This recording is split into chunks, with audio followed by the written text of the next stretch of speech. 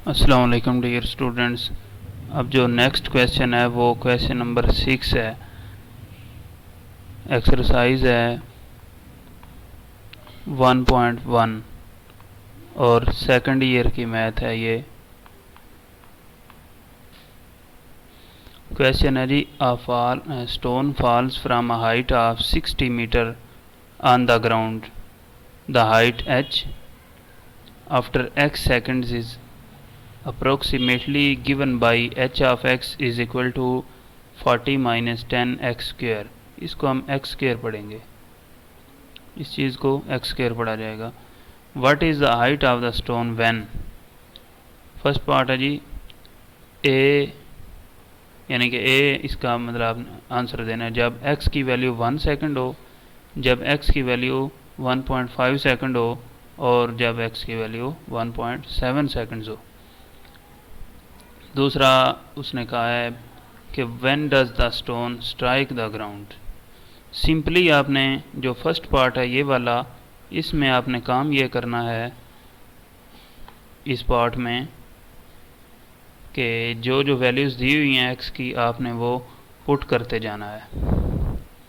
पहले वैल्यू दी है x is equal to 1, तो आप इस इक्वेशन में 1 पुट कर देंगे तो मेरे पास आ जाएगा h of 1 is equal to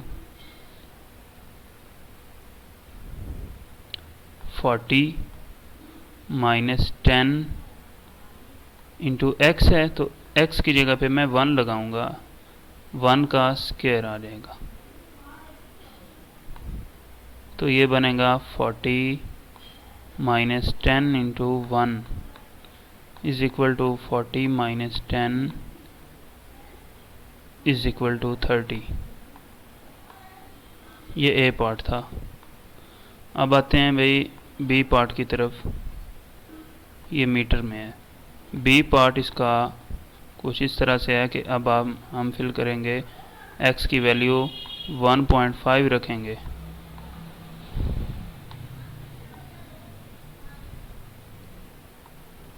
one point 5 seconds. तो इसको मैं सॉल्व करने की कोशिश करता हूँ, तो मेरे पास आएगा h of 1.5 is equal to 40 minus 10 into 1.5 square, तो ये आ जाएगा h of 1.5 is equal to 40 minus 10 को जब मैं 1.5 के स्क्वायर से मल्टीप्लाई करूँगा तो आंसर बनेगा 22.5। तो ये आ गया है 17.5 मीटर। जो तीसरा पार्ट ये वाला है ये आप खुद करेंगे और मैं इसका सेकंड पार्ट कर रहा हूँ, यानी कि ये वाला पार्ट कि वो ग्राउंड से हिट कब करेगा। हमें पता है कि जब वो ग्राउंड से हिट करेगा तो उस वक्त उसकी हाइट क्या हो जाएगी, 0 when the stone strike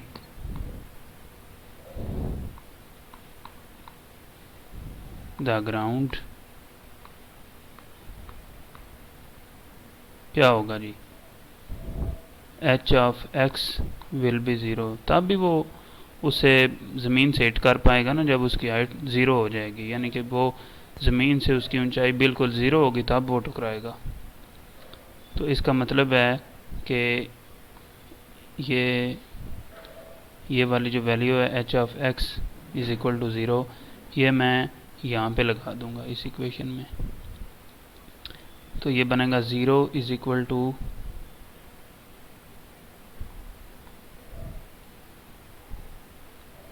40 minus 10x square, या मैं इस 10x स्क्वायर को इस साइड पे ले आऊँगा तो ये बन जाएगा 10x² इज इक्वल टू 40।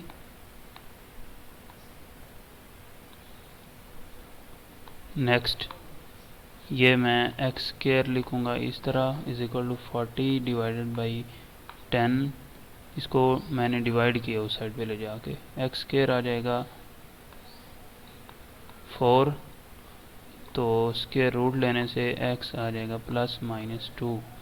अब आप खुद इमेजिन करें कि -2 तो हो नहीं सकता, क्योंकि नेगेटिव नंबर हम यहाँ पे ऊंचाई के लिए नहीं लेते, तो सिर्फ हमारे पास x क्या आएगा 2 सेकंड, सॉरी टाइम कहना था, टाइम के लिए हम नहीं ले पाते नेगेटिव नंबर, इसलिए यहाँ पे सिर्फ क्या आएगा +2 आएगा। अब जो नेक्स्ट क्वेश्चन है वो कुछ इस तरह से है। Question number 7।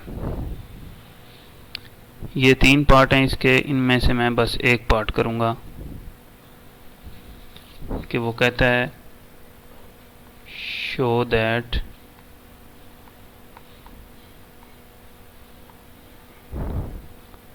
The parametric equations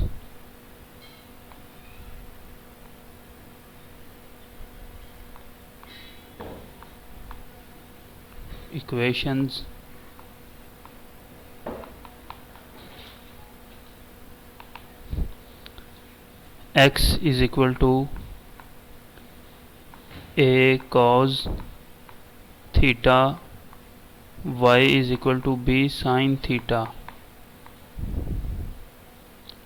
represent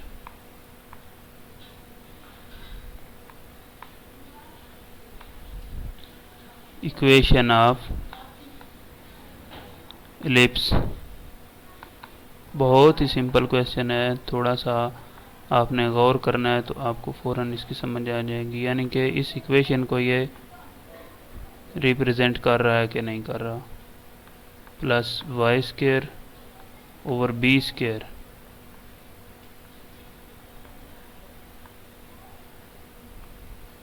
is equal to 1। बहुत ही आसान मेथड है इसका। आपने क्या काम करना है जी, जो 2 इक्वेशंस आपको दी हुई हैं उनको आपने पकड़ लेना है। ये एक दी हुई है x is equal to a cos theta. आप इस तरह करें कि a को लेफ़्ट साइड पे ले जाएं, x over a is equal to cos theta. तो यहाँ से एक इक्वेशन हमें हासिल होगी, इक्वेशन नंबर 1 इसका नाम रख लें, और इसको अब सॉल्व करें इसी मेथड से। y is equal to b sine theta, या y over b is equal to sine theta आ जाएगा।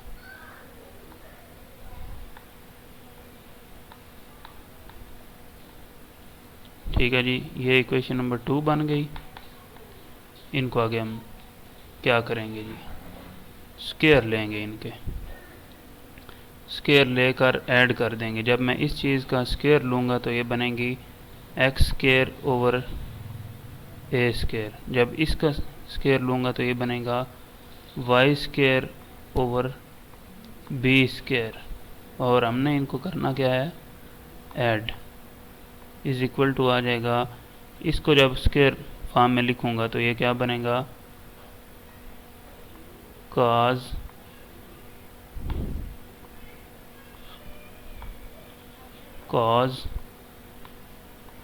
Square theta plus sine square theta. और हमें पता है कि ये जो चीज़ है ये इक्वल टू, ये चीज़ किसके इक्वल होती है, 1 के। और यही हमने प्रूव भी करना था कि x² over a² plus y² over b² is equal to 1। तो बहुत ही आसान मेथड था ये, इस तरीके से आप इसको हल कर सकते हैं। बाकी दोनों जो मेथड हैं वो मैं आपको शॉर्टकट उनका बता देता हूँ कि आपने उनमें क्या करना है। इक्वेशंस बिल्कुल उस तरह दी हुई हैं। एक पहली इक्वेशन है x is equal to a² दूसरी है y is equal to 2AT। अब उसने कहा है कि ये जो दो इक्वेशंस हैं आपने शो करना है कि ये पैराबोला को रिप्रेजेंट कर रही हैं। पैराबोला की इक्वेशन भी साथ दी हुई है। पैराबोला की इक्वेशन ये होती है y² = 4ax। अब आप इन दो इक्वेशंस को यूज़ करके क्वेश्चन को सॉल्व करेंगे। x = at²। इक्वेशन नंबर 1 इसको लेट कर लें आप, और साथ ही हमें दिया हुआ है y = 2at, या t आ जाएगा इक्वल टू y/2a। अब देखें यहाँ पे इस चीज़ में t² है, तो इसलिए हमें इसका स्क्वायर बनाना पड़ेगा। स्क्वायर ना भी बनाएं तो भी एक मेथड है, उससे भी आप काम चला सकते हैं। अब यहाँ पे डायरेक्ट पुट कर दें, पुट t = y/2a इन 1। तो जब 1 में आप t की ये वैल्यू पुट कर देंगे तो x आ जाएगा a × y/2a², यानी a × y²/4a²। एक a की पावर इस से कैंसिल हो जाएगी, और ये जो 4a है ये इधर आ जाएगा, इस साइड पे 4ax बन जाएगा = y²। और यही हमने यहाँ पे भी शो करना था कि y² = 4ax होता है। अब तीसरी कंडीशन आप खुद कर सकते हैं, बिल्कुल उसी तरह है। तीसरी कंडीशन ये है, वैसे x = a sec⁡θ। ये आपकी एक असाइनमेंट समझ लें आप, इसको आपने खुद करना है। बहुत ही आसान मेथड है, मैं थोड़ा सा हिंट दे देता हूँ। सिमिलरली इन a और b को आपने इधर लेके आना है, इस साइड पे। आगे आप समझ चुके होंगे। थैंक यू, अल्लाह हाफिज़। कोशिश करते रहें कि साथ साथ आपके क्वेश्चन होते जाएं। जब आप लेट करेंगे तो आपके लिए बर्डन बनता जाएगा। मेहनत करें, इंशाल्लाह अल्लाह कामयाबी देगा। अल्लाह हाफिज़।